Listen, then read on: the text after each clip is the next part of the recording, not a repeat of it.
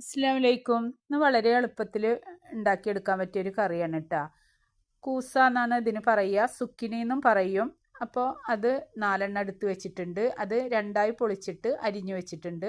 അതിലേക്ക് 3 സവാള, ഒരു വലിയ തക്കാളി, അതേപോലെ തന്നെ ഇഞ്ചി, പച്ചമുളക്, വെളുത്തുള്ളി, ക്രഷ് ചില്ലി, പെപ്പർ, മല്ലിച്ചപ്പ് മെയിനാണ് കേട്ടോ. അതിലേക്ക് ഒരു പാൻ അടുപ്പത്ത് വെച്ച് അതിലേക്ക് 1.5 ടേബിൾ സ്പൂൺ വെളിച്ചെണ്ണ ഒഴിച്ച് കൊടുത്തിട്ട് ഇഞ്ചി, പച്ചമുളക്, വെളുത്തുള്ളി, അതേപോലെ തന്നെ വേപ്പില, ക്രഷ് ചില്ലി ഇട്ടിട്ട് നന്നായി വഴറ്റി കൊടുക്കുക. അതിലേക്ക് അരിഞ്ഞു വെച്ച 3 സവാള ഇട്ട് കൊടുക്കുക.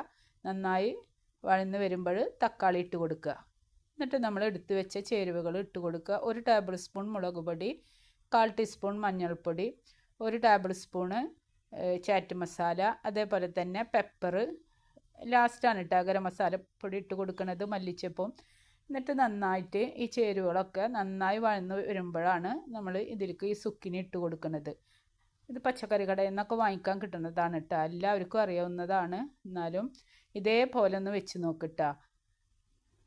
നല്ല ടേസ്റ്റ് ഉണ്ടായിരുന്ന ഈ കറി കുബൂസിൽക്കും ചപ്പാത്തിൽക്കൊക്കെ പറ്റും. അപ്പോൾ നമ്മുടെ സുക്കിനി ഇവിടെ വെന്ത് കിട്ടിക്കണ്. അതിലേക്ക് 1 ഗ്ലാസ് വെള്ളം ഒഴിച്ച് കൊടുക്കണം കേട്ടോ വേവിച്ചെടുക്കുമ്പോൾ. എന്നിട്ട് തികഞ്ഞില്ല എന്ന് വരുമ്പോൾ ഇത്തിരിയും കൂടി ഒഴിച്ച് കൊടുക്കുക. പെട്ടെന്ന് തന്നെ വെന്ത് കിട്ടും. മൂടി വെച്ചിട്ട് 10 മിനിറ്റിൻ്റെ ഉള്ളിൽ വെന്ത് കിട്ടും. ലാസ്റ്റ് ഗരം മസാലപ്പൊടിയും മല്ലിച്ചപ്പ് ഇട്ട് കൊടുക്കുക. അപ്പോൾ നമ്മുടെ സുക്കിനി ഇവിടെ റെഡി ആയിട്ടുണ്ട്.